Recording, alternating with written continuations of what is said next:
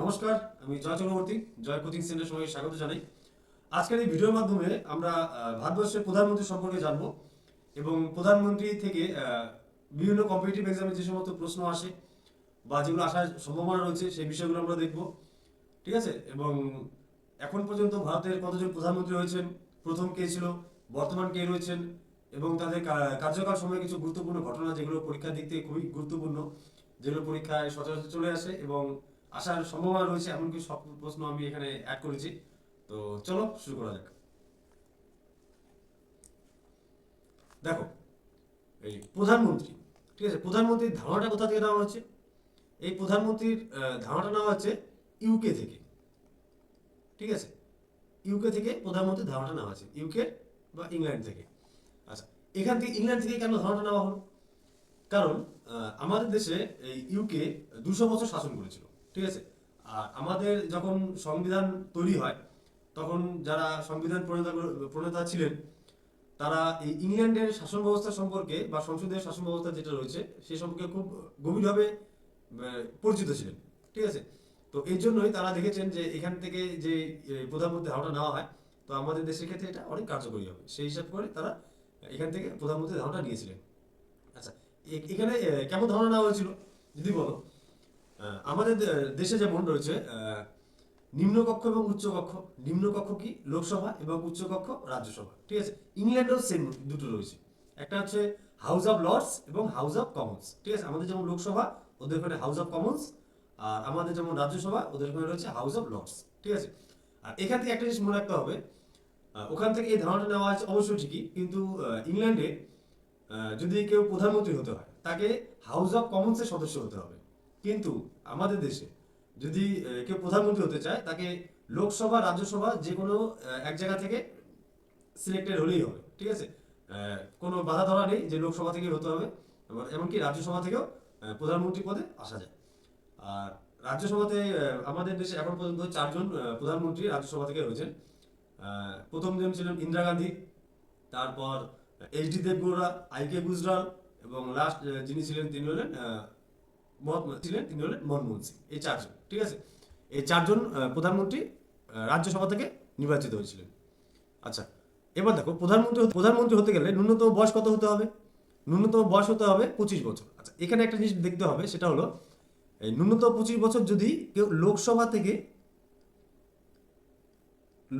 থেকে নির্বাচিত হন তবে তাকে ন্যূনতম বয়স হতে হবে 25 বছর। যদি কেউ রাজ্যসভা থেকে নির্বাচিত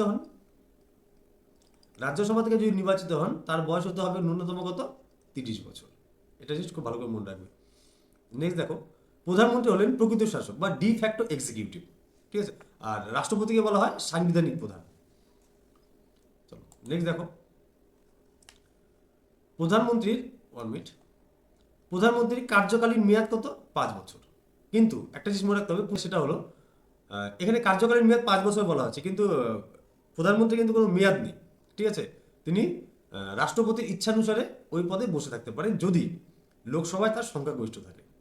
এই 5 বছর পরে পরে নির্বাচন হয় ঠিকই, কিন্তু তার মেয়াদ যদি বলে, মেয়াদ কত? 5 বছর না, তার রাষ্ট্রপতির ইচ্ছানুসারে তিনি এই পদে বসে থাকেন। আর তবে একটা শর্ত রয়েছে, যেটা হলো লোকসভায় তাকে সংখ্যাগরিষ্ঠ প্রমাণ করতে হবে। আচ্ছা, নেক্সট দেখো, এই প্রধানমন্ত্রীকে শপথ বাক্য কে পাঠ করায়? তিনি হলেন রাষ্ট্রপতি। তিনি শাসন বিভাগের প্রধান আর সাংবিধানিক প্রধান আমাদের রাষ্ট্রপতি। চলো নেক্সট দেখো, প্রধানমন্ত্রীকে রাষ্ট্রপতি নিয়োগ করে কত নম্বর ধারা অনুযায়ী? 75 নম্বর ধারা অনুযায়ী প্রধানমন্ত্রীকে রাষ্ট্রপতি নিয়োগ করেন। ঠিক আছে, এবং 75-1 নম্বর ধারা অনুযায়ী যখন প্রধানমন্ত্রীর নির্দেশে রাষ্ট্রপতি অন্যান্য মন্ত্রীদের নিয়োগ করে, যেমন বিদেশ মন্ত্রী, শিক্ষামন্ত্রী বা স্বরাষ্ট্রমন্ত্রী, যে মন্ত্রী পদগুলো রয়েছে, এটা যখন এটাকেও নিয়োগ করে কে? রাষ্ট্রপতি নিয়োগ করে। আর সে নির্দেশটা দেয় কে? প্রধানমন্ত্রী। কত নম্বর ধারায়? সংবিধানের 75-1 নম্বর ধারায়। নেক্সট দেখো,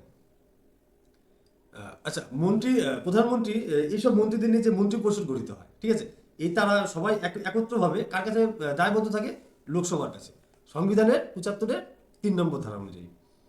আচ্ছা, এখানে দেখো, এই মন্ত্রী পরিষদ যে গঠিত হয় প্রধানমন্ত্রী এবং অন্যান্য মন্ত্রীদের নিয়ে যেসব মন্ত্রী পরিষদ গঠিত হয়, এটা গঠন করা হয় 74 নম্বর ধারা অনুযায়ী। ঠিক আছে, আর 74-এ 1 নম্বর ধারা অনুযায়ী এই যে মন্ত্রিপরিষদ গঠিত হয় তার নেতা হন কে? আমাদের প্রধানমন্ত্রী। ঠিক আছে। আচ্ছা, এখানে আরেকটা জিনিস মনে রাখতে হবে, 78 নম্বর ধারা। ঠিক আছে। আচ্ছা, 78 নম্বর ধারায় কি বলা হয়েছে?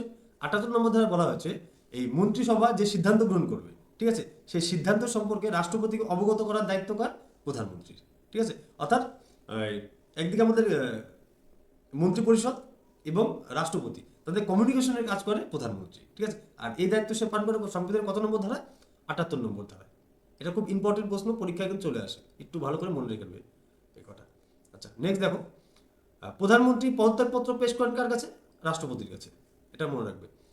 এবার দেখো, পরিকল্পনা কমিশন, ঠিক আছে, জাতীয় উন্নয়ন পরিষদ, আন্তঃরাজ্য পরিষদ, এই যে তিনটা পরিষদ রয়েছে, এই তিনটার চেয়ারম্যান হিসেবে কে দায়িত্ব পালন করেন? প্রধানমন্ত্রী ক্ষমতা বলে। আচ্ছা, পরিকল্পনা কমিশন কবে গঠিত হয়? 1950 সালে। আচ্ছা, তোমরা এটা বলবে আমাকে, 1950 সালে ভারতের প্রধানমন্ত্রী কে ছিল? পরিকল্পনা কমিশন যখন গঠন করা হয়। আচ্ছা, পরিকল্পনা কমিশনের বর্তমান নাম কি? নীতি আয়োগ, যেটা 2015 সালের 1 জানুয়ারি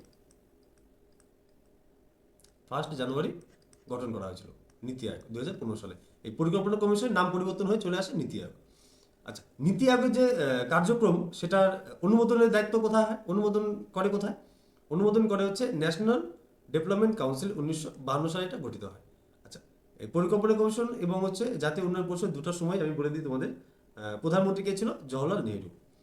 আচ্ছা, তারপরে দেখো ইন্টার স্টেট কাউন্সিল, ঠিক আছে, এটা কবে গঠিত হয়? এটা গঠিত হয়েছিল 1990 সালে। ঠিক আছে। এটা সংবিধানের কত নম্বর ধারা করা হয়? 263 নম্বর ধারা। আচ্ছা, এখানে তোমরা এই প্রশ্নের অ্যান্সার কমেন্টে জানাবে এটা আমাকে। 1990 সালে ভারতবর্ষের প্রধানমন্ত্রী কে ছিল যখন ইন্টার স্টেট কাউন্সিল গঠন করা হয়? এটা তোমরা কমেন্টে জানাবে আমাকে। চলো নেক্সট দেখো। আচ্ছা, এবার আমরা ভারতবর্ষের প্রধানমন্ত্রী এক এক করে তাদের সঙ্গে পরিচিত হব এবং তাদের সময়ে কিছু গুরুত্বপূর্ণ ঘটনা যেগুলো রয়েছে সেগুলো আমরা দেখার চেষ্টা করব। ঠিক আছে। তো প্রথমে একবার দেখে নাও